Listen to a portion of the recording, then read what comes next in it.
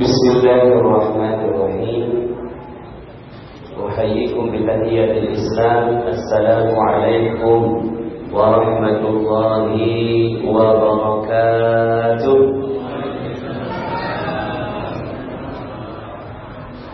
Lemes amat, kayak lagi puasa ya.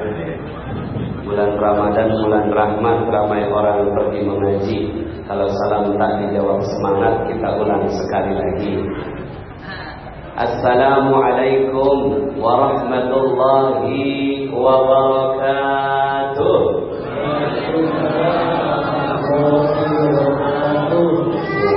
Dibantu speakernya. Alhamdulillah. Alhamdulillahirabbil alamin. Nahmaduhu wa nasta'inuhu wa nastaghfiruh wa na'udzu billahi min shururi anfusina wa min sayyiati a'malina.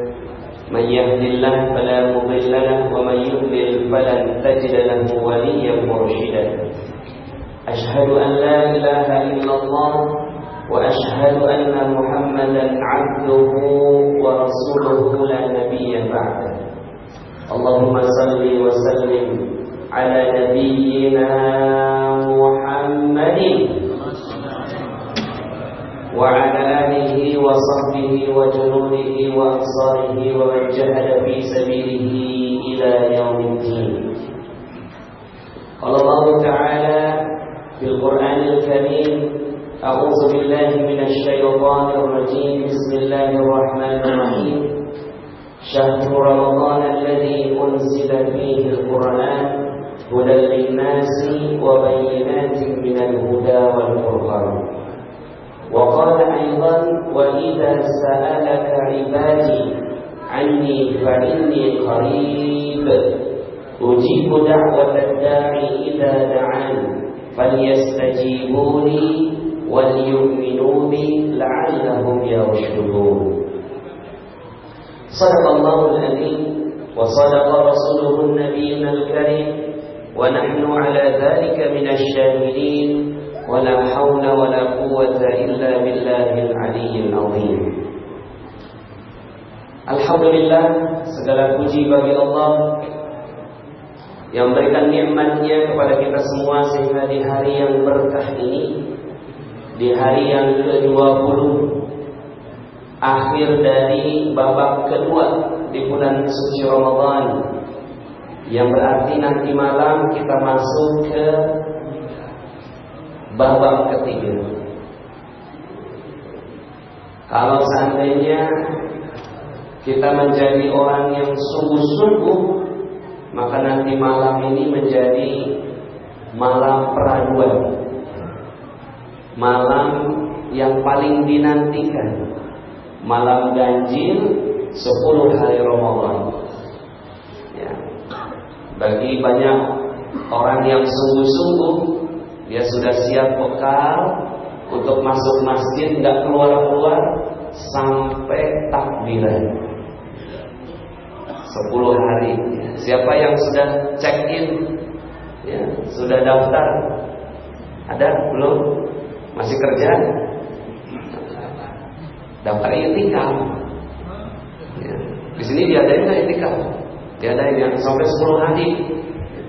Pulangnya pada saat ya ba'da subuh di hari Lebaran. Pulangnya ya, jangan pulang ya. Terus bajunya gimana? Kerjasama sama istri yang ya, ngambilin baju kotor, diganti sama yang baju bersih. Masya Allah ya. Kalau udah bisa begitu, Masya Allah. Kalau Rasulullah di akhir hayatnya 20 hari Rasulullah ya. Jadi gak keluar-keluar dari masjid selama 20 hari. Kalau sekarang gaya orang i'tikaf, walaupun gak keluar masjid masih pegang HP, jadi masih bisa WhatsApp ya, masih bisa berhubungan dengan dunia luar. Yang bagus masuk masjid HP mati. Yang bagus ya, nyalanya cuma di waktu-waktu tertentu, cuma untuk menghubungi istri ngambil baju kotor.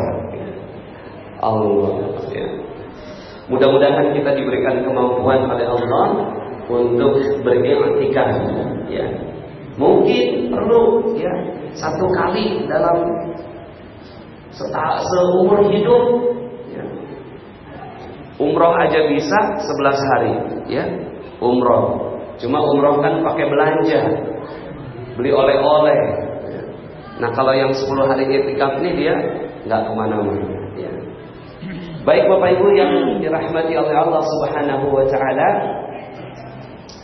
pada kesempatan kali ini saya ingin menyampaikan satu bahasan tentang hakikat istighfar.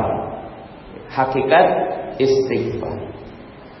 Dan ciri apakah istighfar kita sudah diterima atau belum. Karena kadang-kadang begini, kita kadang-kadang sudah istighfar, tapi kita belum tahu apakah Allah sudah terima atau belum. Apakah ini sudah memenuhi standar istighfar atau belum? Karena dalam materi-materi yang juga pernah saya sampaikan di masjid ini, istighfar adalah pintu untuk dapatkan segala sesuatu yang diinginkan oleh kita. Ini istighfar, kuncinya ya. Misalnya mau minta kerjaan, istighfar. Mau minta sehat, istighfar. Mau minta jodoh, istighfar. Mau beli mobil, istighfar ya. Mau dapat presiden yang bagus, istighfar ya. Ya. Kuncinya istighfar. Dalam Al-Quran, dalam surat Nuh, A'udzubillahi minasyaitonir rajim, فَقُلْتُ اسْتَغْفِرُوا رَبَّكُمْ إِنَّهُ كَانَ غَفَّارًا يُرْسِلِ السَّمَاءَ عَلَيْكُمْ مِدْرَارًا وَيُمْدِدْكُمْ بِأَمْوَالٍ وَبَنِينَ وَيَجْعَلْ لَكُمْ جَنَّاتٍ وَيَجْعَلْ لَكُمْ أَنْهَارًا. Itu dalam surat Nuh 10, 11, 12. Maka minta ampunlah kalian kepada Allah dengan sebenar-benarnya minta ampun. Bukan cuma sekedar minta ampun yang biasa ya, tapi minta ampun yang diterima oleh Allah Subhanahu wa Ta'ala. Kalau sudah diterima ya oleh Allah Subhanahu wa Ta'ala istighfarnya, apa kata Allah? Yursilis samaa 'alaikum midrara. Akan diturunkan hujan dengan lebat. Dengan apa Bapak Ibu? Bukan begitu. Dengan lebat. Dengan apa Bapak Ibu? Bukan begitu. Dengan lebat. Dengan apa? Ya, gitu dah ya. Ya. Diturunkan hujan dengan lebat, bukan gerimis. Kalau gerimis itu, maaf ya, yang namanya gerimis rezekinya tuh UMR, itu gerimis. Ya. Kalau lebat, minimal 100 juta satu bulan. Minimal itu. Ya. Pak Nas, apakah ini berkaitan dengan rezeki? Apakah ini berkaitan dengan uang? Kok ukurannya uang sih Pak Nas? Loh, memang begitu. Coba lihat ayat berikutnya. Wa yumditkum bi amwalin. Akan ditambahkan harta demi harta demi harta demi harta demi harta demi harta demi harta demi harta. Yang ngomong harta Allah. Ya, lihat konteksnya. Minta ampun sama Allah, dikasih segala sesuatu, dia adalah kunci segalanya. Setelah itu wa yumditkum, akan ditambahkan. Sebenarnya namanya ditambahkan itu kan banyak. Wa yumditkum bi amwal, dengan harta bentuknya jamak. Ya. Bentuknya jamak, berarti berapa banyak hartanya? Banyak. UMR banyak enggak? Banyak. Jadi kalau rezeki kita masih UMR, artinya apa? Bukan pemerintahnya nggak sanggup bayar, bukan karena perusahaan nggak sanggup bayar, bukan karena ekonomi lagi nggak bagus, bukan. Tapi karena ada dosa. Udah gitu aja. Jadi kalau ada yang datang ke saya, Pak Nas, kenapa ya utang saya nggak lunas-lunas? Saya tanya, ada dosa nggak? Ya adalah Pak Nas. Ya udah hilangin dulu. Emang cuma gitu? Iya. Orang ayatnya begitu kok. Ya. Pak Nas, kenapa ya kok rezeki saya seret? Udah istighfar belum? Udah Pak Nas. Istighfarnya udah benar belum? Nggak tahu deh. Nah itu. Karena kalau udah ciri nih, keluarga nggak harmonis, anak ngebantah terus, kemudian ya lingkungan jadi nggak bagus, hati nggak nyaman, gaji nggak naik-naik, proyek nggak jalan, cuma satu sebabnya, apa? Dosa. Siapa yang ngomong? Allah. Dalam surat 71, 10, 11, 12. Halo? Kalau tanya halo, jawabannya hai, boleh? Halo? Hai. Bapak Ibu yang dirahmati Allah Subhanahu wa taala, kalau udah banyak duit cukup nggak kira-kira? Sebenarnya cukup. Apapun kalau udah duit banyak mah beres. Betul nggak? Halo? Allah yang ngomong, bukan saya, ya. Ustaz, di Ustaz yang sana katanya jangan nyari duit. Iya, jangan nyari duit kalau caranya nggak bener. Tapi kalau caranya benar, yaitu minta ampun kepada Allah, nggak apa-apa, orang ada ayatnya. Tapi mintanya benar, caranya benar, yaitu dengan beristighfar, dengan minta ampun. Loh, kalau masih ada dosa, ya mana mungkin Allah mau kasih rezeki? Mana mungkin Allah mau kasih kelezatan dalam beribadah? Mana mungkin Allah kasih hati ini terang? Gak mungkin dia bisa nangis dalam sholat, baca Al-Quran jadinya gak nikmat kalau ada dosa. Ya. Sebenarnya satu aja udah masya Allah, tapi Allah kasih 4. Ya. Sebenarnya satu aja udah cukup Pak, tapi Allah kasih 4. Sebenarnya Pak, satu cukup Pak, tapi Allah kasih. Sebenarnya Pak, satu cukup Pak, tapi Allah kasih. Oh maksudnya apa? Ya begitu. Satu cukup, tapi Allah kasih. Allah kasih pertama harta, wa yumditkum bi amwalin. Yang kedua, wa yumditkum bi amwalin wa banin, dan anak-anak. Anak-anak ini bukan hanya anak pribadi, anak biologis, tapi anak perusahaan, anak cabang. Kemudian wa yaj'al lakum jannatin, dan Allah tambahkan kebun-kebun, bisnis sampingan yang menghasilkan, ya, yang enggak perlu kamu yang ngurus. Wa yaj'al lakum anhara, dan Allah kirimkan kepadanya sungai-sungai yang mengalir di antara kebun itu, yang kamu enggak perlu menyiraminya. Allah, ya satu cukup, tapi Allah kasih. Jangan kepikir istri ya. Ya Pak, satu cukup, Allah kasih. Ya. Kenapa diulang-ulang? Supaya seru. Kan ngisi di jam segini ini masih antara tidur sama sadar. Halo? Nah sekarang bagaimana caranya supaya dapatkan yang 4 tadi? Rezeki banyak, anak berlimpah. Anak berlimpah. Sekali lagi bukan cuma sekedar anak biologis, anak buah, anak perusahaan, anak cabang, ya. Kemudian ya bisnis sampingan, dan juga dapatkan ya orang yang mengatur semuanya. Rezeki kita mengalir tanpa batas. Siapa yang mau? Kalau mau angkat tangan. Kayaknya nggak ada yang mau nih. Siapa yang mau katakan saya? Kayaknya nggak ada yang mau. Ya. Hah? Iya.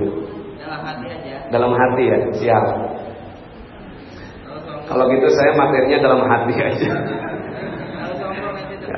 Siap. Bapak Ibu yang dirahmati Allah Subhanahu wa taala, maka sekarang bagaimana caranya supaya kita mendapatkan istighfar yang benar? Maka kita belajar tentang hakikat istighfar. Ya. Nah, Bapak Ibu yang dirahmati Allah Subhanahu wa taala, terkadang begini, seluruh persoalan dimulai dari karena kita nggak tahu betul apa hakikat istighfar. Seluruh persoalan, ya, seluruh persoalan dimulai dari karena kita nggak tahu hakikat istighfar yang benar, dan seluruh solusi dimulai dari pemahaman tentang hal ini. Nah, jadi penting sekali materi ini, ya. Insya Allah penting sekali materi ini. Kalau Bapak Ibu menjalankan materi ini, saya jamin insya Allah biiznillah langsung selesai semua. Tapi kalau benar-benar dijalanin, insya Allah. Nah, Bapak yang dirahmati Allah, saya bercerita dulu, boleh? Jadi misalnya begini, ada pembunuh berdarah dingin, telah membunuh 10 orang. Ketika dia udah ngebunuh 10 orang, terus kemudian diwawancara, kenapa sih kamu tega ngebunuh 10 orang? Apa kata si pembunuh berdarah dingin ini? Kata dia, ya, saya udah kasih garis, siapa orang lewat garis saya tembak. Ada orang 1 lewat, saya tembak. Orang 2 lewat, saya tembak. Orang 3 lewat, saya tembak. 10 lewat, saya tembak semua. Sekarang saya mau tanya, yang salah siapa? Kan saya udah bilang, siapa yang lewat garis ini, saya tembak. Nah, sekarang mereka yang lewat. Berarti yang salah siapa? Yang lewat. Itulah karakter pembunuh berdarah dingin. Selalu mengatakan dirinya benar, orang lain, walaupun jelas-jelas dia itu salah.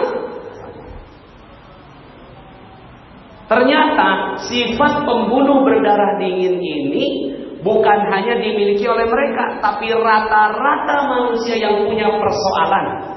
Rata-rata manusia yang punya persoalan hidup, prinsipnya begini, yaitu saya benar, orang lain salah. Saya benar, orang lain salah. Saya benar, orang lain salah. Saya benar, orang lain salah. Dan semua solusi hidup dimulai dari kebalikannya. Kebalikannya apa? Saya salah, orang lain benar. Siapa mau dapat solusi di sini, katakan saya. Jawabnya pakai hati aja, kata Bapak. Ya. Maka kalau seandainya mau benar-benar hakikat istighfar adalah membalik prinsip ini, saya salah, orang lain pasti benar. Boleh diulangi?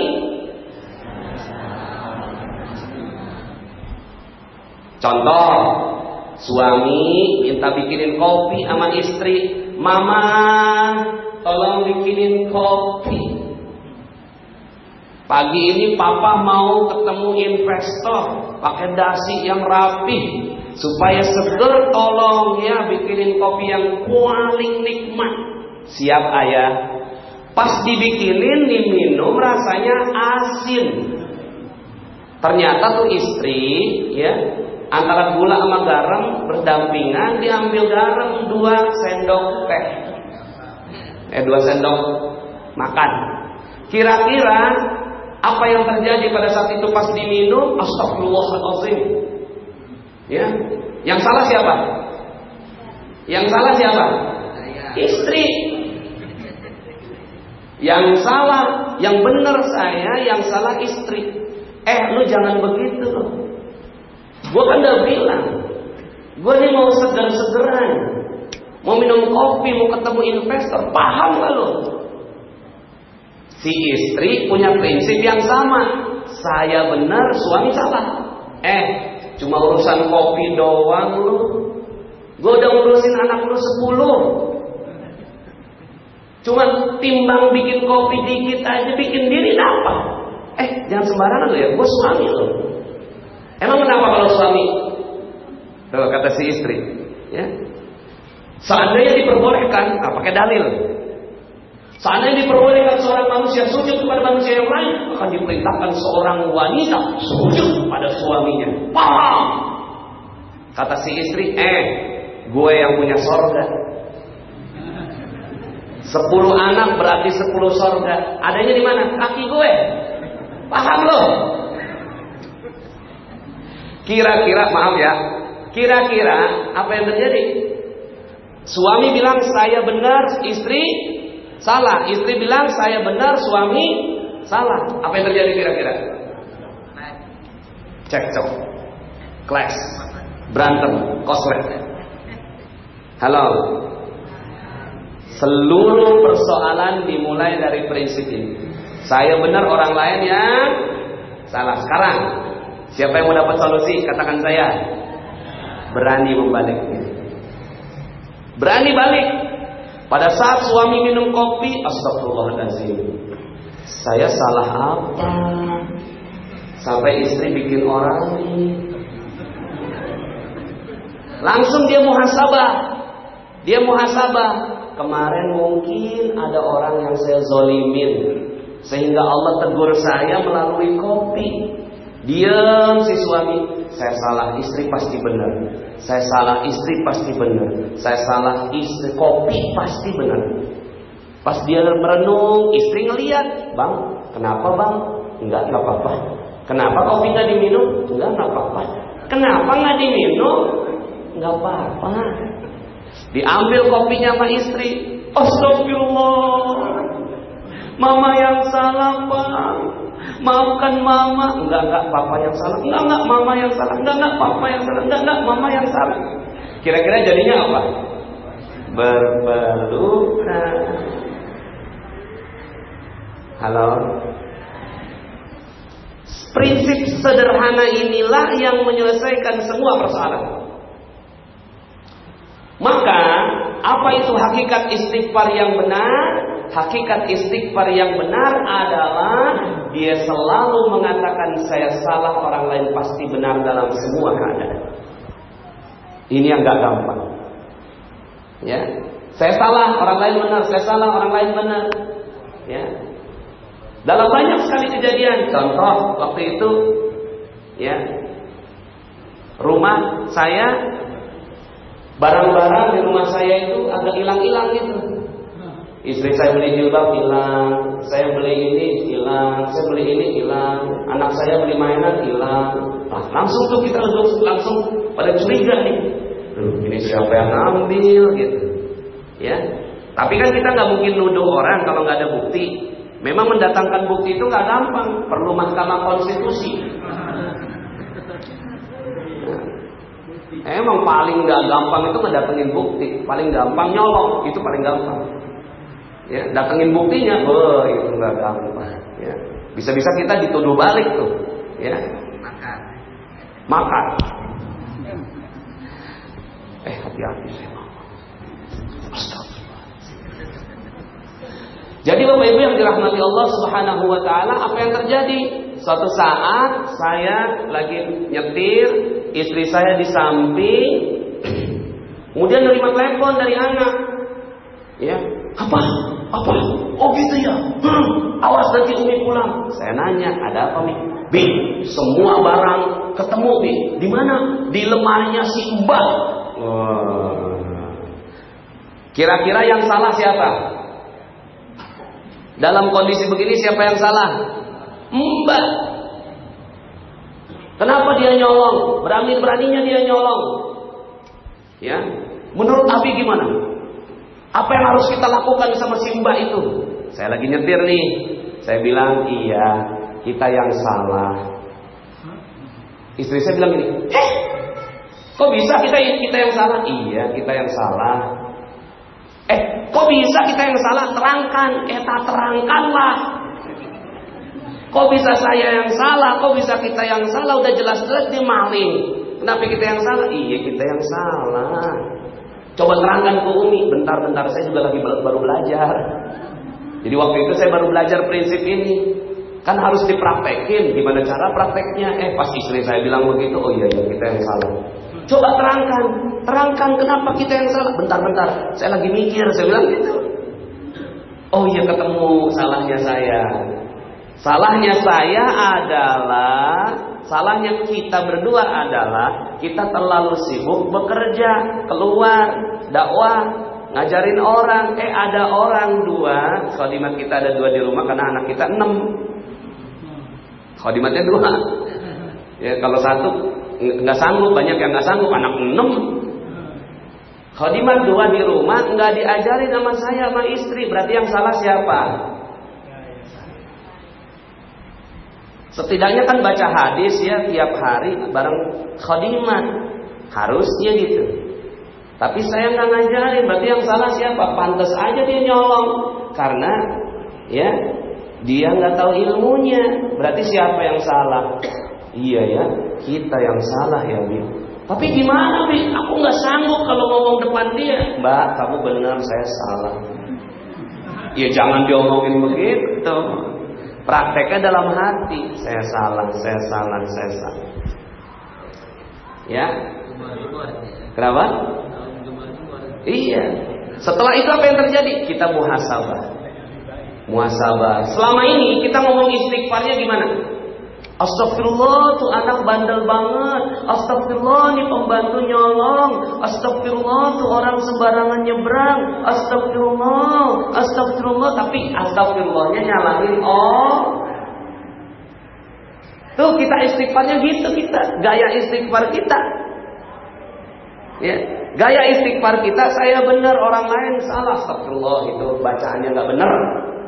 Astagfirullah, nih imam tajwidnya nggak benar. Ngomong sama pengurus masjid, saya ini matannya dari Rasulullah Sallallahu Alaihi Wasallam. Itu imamnya nggak benar. Turunin. Besok biar orang lain yang jadi imam. Kalau bapak boleh. Ya. Dia udah belajar tajwid, tapi tajwidnya digunakan untuk bikin garis kebenaran, untuk mengatakan dirinya benar. Maka belajar tujuannya bukan untuk mengatakan diri kita benar. Belajar untuk mengatakan diri kita semakin salah di hadapan Allah Subhanahu wa taala. Ini istighfar yang benar. Ini hakikat istighfar. Kita selama ini selalu mengatakan orang lain yang salah. Coba kalau sekarang ini ya, 01, 02 pakai prinsip ini. 01 bilang saya salah, 02 yang benar. 02 bilang saya salah, 01 yang benar. Kira-kira apa yang terjadi? Ya udah dah, saya mundur jadi presiden, kata 01. Loh, kok ngambil kesempatan dalam kesempitan nih? Jadi amin, 02 nggak mau. Kata 02, aduh jangan kayak gitu dong. Udah saya nggak mau juga. Terus gimana dong? Oke lah, kalau gitu kita hitung ulang. Buka semua data, disaksikan seluruh Indonesia, Mahkamah Internasional, jangan Mahkamah Indonesia deh, Mahkamah Internasional, KPU-nya KPU Internasional, yuk kita hitung ulang. Kalau memang 01 yang menang, 02 saya siap menerima. Kalau memang 02 yang menang, maka 01 siap menerima. Kira-kira jadinya apa? Iya. Jadi istighfar itu menyelesaikan seluruh persoalan kalau dipakai dengan benar. Cuma kan sekarang nggak ada yang mau ngalah. 01 nggak mau ngalah, 02 nggak mau ngalah, akhirnya yang korban Harun Rashid. Tahu Harun Rashid? Anak 15 tahun. Ya. Walaupun namanya masih simpang siur, tapi ada yang meninggal. Yang salah siapa? Halo. Yang salah siapa? Kita semua. Yuk kita ngaku salah, kita nggak usah nyalahin presiden akhirnya. Hawanya kita pengen nyalahin lagi tuh. Yang salah siapa? Ya, presiden dong. Yang salah siapa? Itu Brimob. Yang salah siapa? Itu TNI. Kenapa enggak perhatian? Yang salah siapa? Lah kenapa si Harun Rashid itu keluar dari rumahnya? Yang salah siapa? Udah. Yang salah siapa? Saya. Coba tangannya ke atas. Yang salah saya. Yang salah salahnya gimana? Nggak ngerti, pokoknya saya salah aja. Saya salah. Udah. Saya salah karena Ramadannya kagak benar. Saya salah karena puasanya nggak benar. Saya salah karena banyak dosa. Saya salah karena makan harta haram. Saya salah karena rezekinya juga tercampur riba. Karena saya salah karena saya nggak mau belajar. Saya salah karena masjidnya kosong. Saya salah karena terlalu sibuk bekerja. Saya salah karena nggak ingat Allah. Saya salah. Udah gitu aja. Itu istighfar yang benar. Orang lain pasti benar. Di luar kita itu cuma alat dari Allah untuk mengatakan kita salah. Di luar itu cuma alat untuk mengatakan bahwa diri kita salah. Jadi zikirnya orang yang benar, ya kalau saya, komunitas saya namanya Magnet Rezeki. Zikirnya orang Magnet Rezeki itu ini Bapak Ibu. Saya salah, saya salah, saya salah, saya salah, saya salah, saya salah, saya salah, saya salah, saya salah. Saya salah, saya salah, saya salah, saya salah, saya salah, saya salah, saya salah, saya salah, saya salah. Saya salah, saya salah, saya salah, saya salah, saya salah, saya salah. Saya salah, saya salah, saya salah, saya salah, saya salah, saya salah. Saya salah, saya salah, saya salah, saya salah, salah saya. Saya salah, saya salah, saya salah. 70 kali sehari. Halo. Siap? Tuh, gak siap. Kalau gak siap gak apa-apa. Ada manusia yang paling mulia yang mau melakukannya. Namanya Rasulullah Sallallahu Alaihi Wasallam. Rasulullah kurang apa? Rasulullah ini maksum. Semua dosanya diampuni oleh Allah Subhanahu wa Ta'ala. Seluruhnya diampuni. Rasulullah pernah dicuci dadanya, yang hitam-hitam dikeluarkan.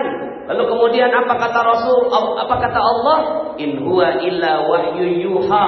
Tidaklah yang diucapkan kecuali wahyu juga. Nah, seandainya predikat itu disandang sama kita, kira-kira kita kalau ditimpuk orang ngomong apa? Saya suci, bersih, kata-kata saya wahyu. Ada orang yang nimpuk, lu jangan sembarangan lu. Gue nabi lu. Kalau gue bilang kodok lu. Gue kutuk, habis lu. Hati-hati ya. Gue bisa mengazab lu. Paham? Itu kalau kita. Suatu saat Nabi Shallallahu Alaihi Wasallam berjalan di sebuah jalan, ditimpuk sama orang. Pas ditimpuk Rasulullahnya, astagfirullah, saya salah apa? Saya mungkin dakwahnya kurang bijak, kata-katanya kurang halus, kurang lembut. Ya udah, saya salah. Hari kedua Rasulullah lewat tempat yang sama, ditimpuk lagi. Kemudian kata Rasulullah, saya salah apa? Mungkin saya ada zalim sama keluarga. Saya salah. Hari ketiga datang lagi di tempat itu, ditimpuk lagi. Hari keempat Rasulullah udah mulai menikmati muhasabahnya. Hari keempat, loh kok nggak ada yang nimpuk? Mana orang yang nimpuk saya biasa itu? Lagi nggak sehat ya Nabi. Oke, didatangi ke rumahnya. Itu orang gemeteran. Ya, ini orang gemeteran. Jangan siksa aku, jangan balas. Enggak, aku nggak mau balas. Aku mau nyembuhin. Boleh nggak saya ambil air, ditiup di depannya? Kemudian disuruh minum, sembuh saat itu juga, langsung masuk Islam. Kalau kita yang jalan lewat itu masuk mana dia? Kalau Nabi yang lewat dia masuk Islam. Kalau kita yang lewat masuk mana dia? Ini dia, Masya Allah. Jadi Rasulullah saja mengucapkan istighfar 70 sampai 100 kali. Tapi istighfarnya yang bagaimana? Nah, ada beberapa komponen dalam istighfar. Ada 3 komponen. 1, saya salah. 2, ampuni saya. 3, saya siap belajar dan memperbaiki. Jadi ada berapa komponen dalam istighfar? 1, 2, ampuni saya. 3, saya siap belajar dan memperbaiki. Coba sekali lagi.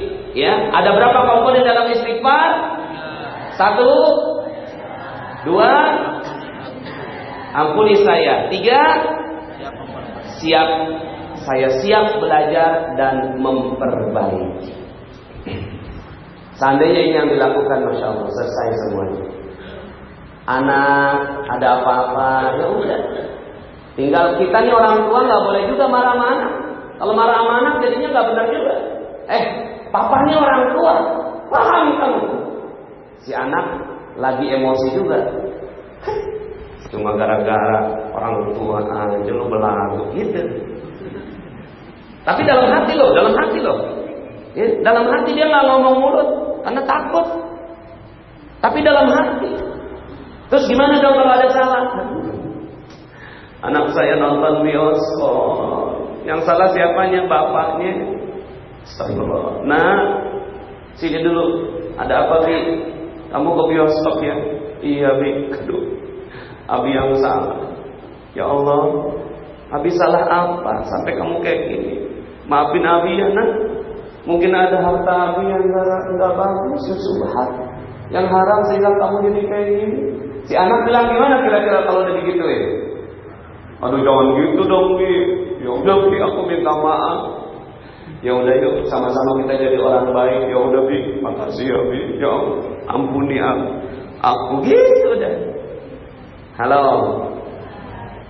Siapa yang mau jalanin istighfar kayak begini? Ya.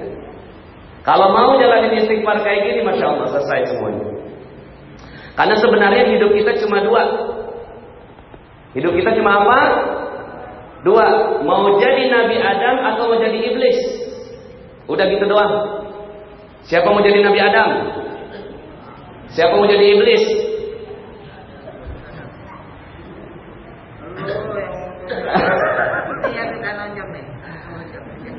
Jangan saling nunjuk udah. Ya udah saya salah gitu. Jadi sejarahnya umat dunia, ya sejarahnya dunia itu cuma ini doang. Jadi nggak ada misalnya ilmu sejarah apa. Jadi kalau ada yang suka ilmu sejarah, nenek moyangnya sejarah cuma ini doang, ilmu istighfar. Ini doang. Suatu saat udah enak-enak Nabi Adam ada di sorga. Sebentar, awalnya Iblis dulu. Iblis udah senang ada di sorga. Tiba-tiba ada anak baru namanya Adam. Tahu-tahu dia dijadiin anak emas sama Allah. Enak-enakan aja gua disuruh sujud sama dia. Emang siapa dia? Gue bener, Adam yang sama. Gue dari api, dia dari tanah. Gak mau sujud. Apa yang terjadi? Dikeluarkan dari surga. Yang salah siapa? Adam. Maka prinsip saya salah, saya benar, orang lain salah, prinsipnya iblis dari awal. Semua akarnya dari sini. Yang salah siapa? Gara-gara Adam dilahirkan, gue jadi keluar dari surga. Gue akan balik lagi, gue akan bikin semuanya masuk neraka nemenin gue. Nemenin gue berarti punya sifat yang sama seperti seperti tapi dia masih punya jalan untuk balik. Datang ke Adam, lo jangan mau dibohongin sama Allah. Itu namanya buah khuldi, bukan buah larangan. Itu buah khuldi. Lo tahu nggak artinya khuldi apa, Dam? Apa, iblis? Khuldi itu artinya kekal. Kalau kamu makan itu buah, kamu akan kekal di surga. Beneran lu, iblis? Beneran. Janji. Bener lu ya, iblis, ya nggak bohong ya. Lu makan deh. Gua kagak berani, Dam. Gua kagak berani, iblis. Ya, lu dan kagak asik, Dam. Dia datang ke Hawa. Wah, tadi gua ngomong sama suami lu. Dia katanya mau makan tuh buah khuldi. Buah apaan? Itu buah kaki asik, kata Hawa. Akhirnya lu makan ya. Lu ajak suami lu. Siap. Tapi ini gak kenapa-napa nih, iblis. Enggak, jamin. Gua kan senior. Gua udah di sini lama. Lu kan baru lahir. Percaya sama gue. Siap. Akhirnya Hawa makan. Pada saat makan diajak suaminya makan. Turun ke bumi. Pada saat turun ke bumi menyesal. Ya. Pada saat menyesal, kira-kira Nabi Adam ngomongnya gimana? Ih, setan lu. Gitu nggak Nabi Adam ngomong gitu? Itulah sejarah pertama kali kata persetan lu. Itu sejarahnya.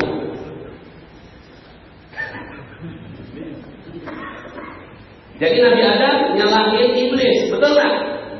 Enggak betul. Jadi nggak ada sejarah persetan lu, nggak ada. Makanya yang ngomong persetan lu berarti dia kagak baca sejarah. Yang sering ngomong setan lu, salah lu gimana? Dia nggak baca sejarah.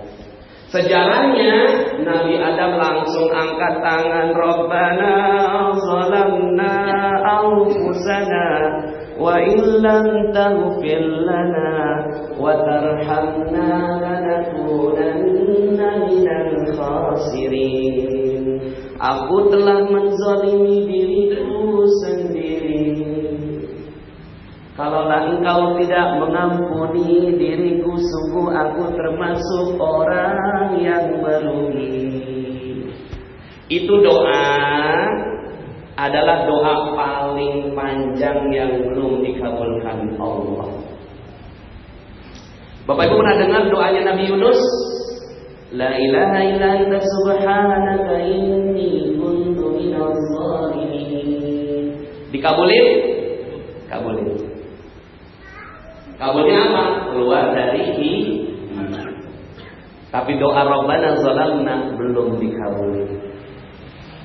Kok belum dikabulin? Karena kita semua belum balik ke surga.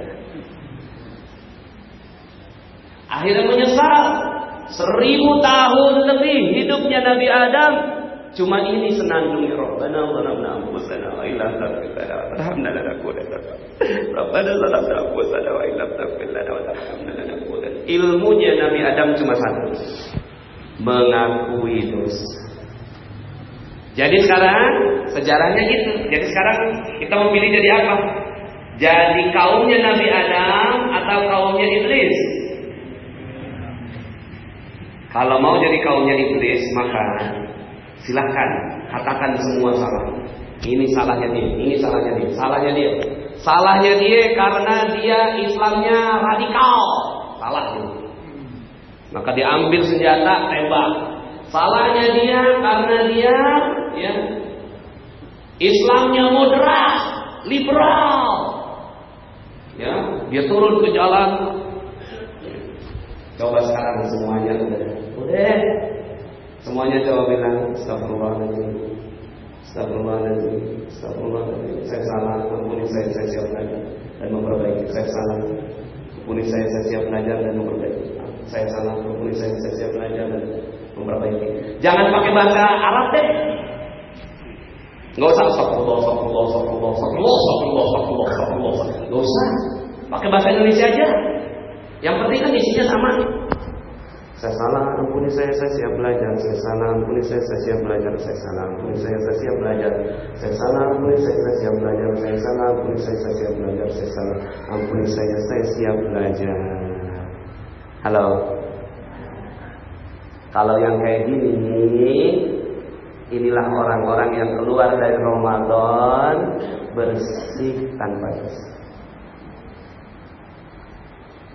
Kenapa pada diam begini?